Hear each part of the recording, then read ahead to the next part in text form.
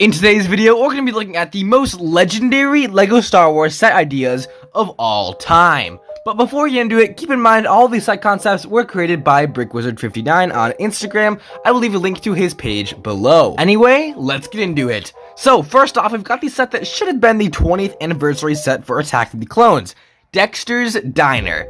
Now, if the specially molded Dexter, amazing looking waitress droid, and this awesome looking diner wasn't enough, we also get a few highly sought after minifigures, including Jango Fett, Zam Wesell, and even a Twi'lek dancer. I mean, I'm pretty sure this is a diner, not a club, so that's not very lore accurate to have a Twi'lek dancer, but still very cool. With 674 pieces, this set would probably retail for around $80 to $90, considering all of the new molds in this set. Moving on to a set for all of my fellow Clone Wars fans, we have a talk on Ringo Vinda.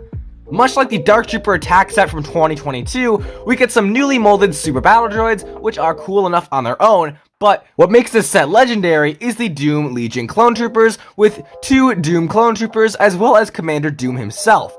This is a must-have for any Clone Wars fan, especially with this amazing hallway design that just screams Clone Wars. This set would likely retail for $34.99, as that is what the Dark Trooper attack is set at after the LEGO price increase. Next up, we've got one of the most highly requested sets in recent times, Captain Rex's Y-Wing. The perfect $60 set to be on shelves with the TIE Bomber, giving us a much-needed Phase 2 Captain Rex remake, a brand new ARC Trooper Jessie, Ahsoka, and her droid, and an extra 332nd Clone Trooper, which has become a fan favorite ever since Clone Wars Season 7 came out. On top of the perfect minifigure selection, we also get another Y-Wing based off of the Clone Wars, which we haven't gotten since the original Clone Wars set wave way back in 2008, and boy, is this a great addition to the collection. The box art itself also contains the 20th anniversary of the Clone Wars logo, giving this a perfect reason to release in 2023. Next on the list, we have a set based off of the new show, Tales of the Jedi, the Sith Lord.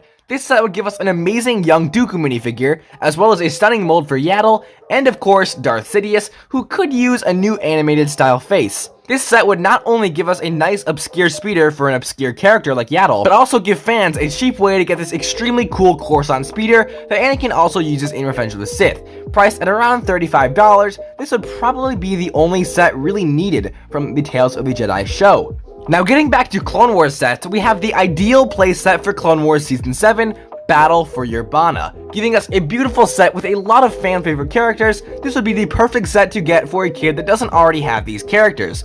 Coming with both the 501st and 212th Legion, as well as Obi-Wan and Anakin, plus some droids to defend the bridge.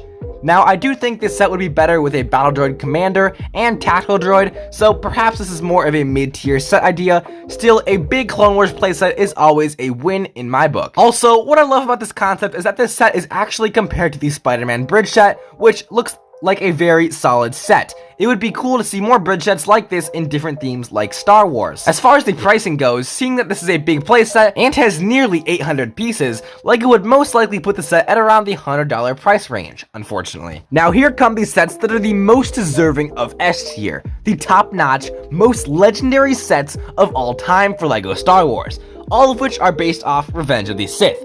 Fittingly, the best sets are based off of the best movie. First off, we have a remake of an old set, the General Grievous Chase. This set contains both Grievous's wheel bike and the boga that Obi-Wan rides. And while I do like that a 212th clone trooper is in this set, it'd probably be best if Commander Cody wasn't, and this clone trooper wasn't airborne instead.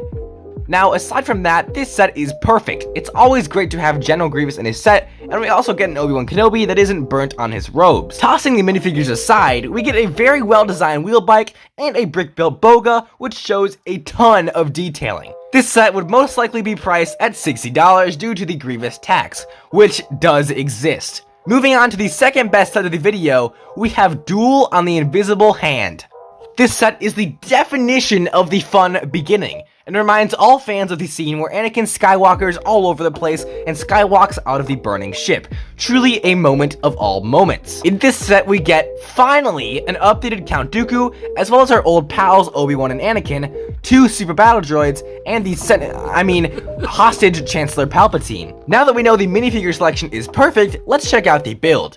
This build is designed flawlessly, effortlessly mimicking the scene with immense detail and very well-rounded building techniques. I mean, look at those stairs. But this does not begin to compare to the best set idea of all time.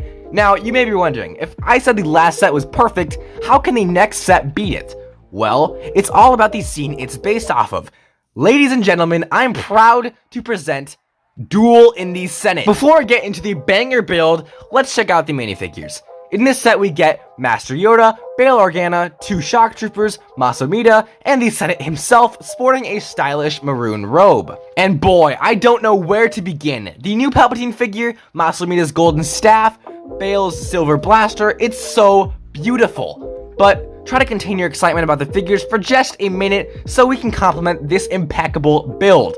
We have multiple points of entry into the Senate room, 2 different Senate pods, and even the Emperor's platform. Can you imagine being a kid and just throwing those Senate pods at Yoda and recreating the duel? And not only the duel, but after the duel when they're searching for Yoda's body. I mean, looking at the checklist, this marks all the boxes for a perfect LEGO Star Wars set. 1. New clone troopers, and a whole new clone trooper legion. 2. Multiple newly printed parts and molds. I mean, the Mas Amedda headpiece, the golden staff, Bail Organa's silver blaster, which isn't new but still very cool, a new Palpatine, like newly printed parts and everything. And as well as that detail, there's more than 5 minifigures, all of which are brand new except for the Yoda and technically the Bail Organa, but the Bail Organa has never been seen in a prequel set, so I'm considering it like half new. And number 4, a perfectly executed build. I mean, the Senate room itself is so big and it's so hard to kind of represent in a LEGO set of this scale, so I just think the way Brickwizard 59 executed this set design is just insanely perfect and just well executed. And at number 5, a hopefully affordable price range at around $90 to $100, as this is an 18+ set, and they are usually more pricey as the target audience is adults, and obviously adults have more money than children. A perfect set from a perfect movie. Now, sadly, this video had to end at some point. As much as I'd love to compliment each individual brick in this set idea, we do have to finish the video and can't just geek out about Star Wars all day.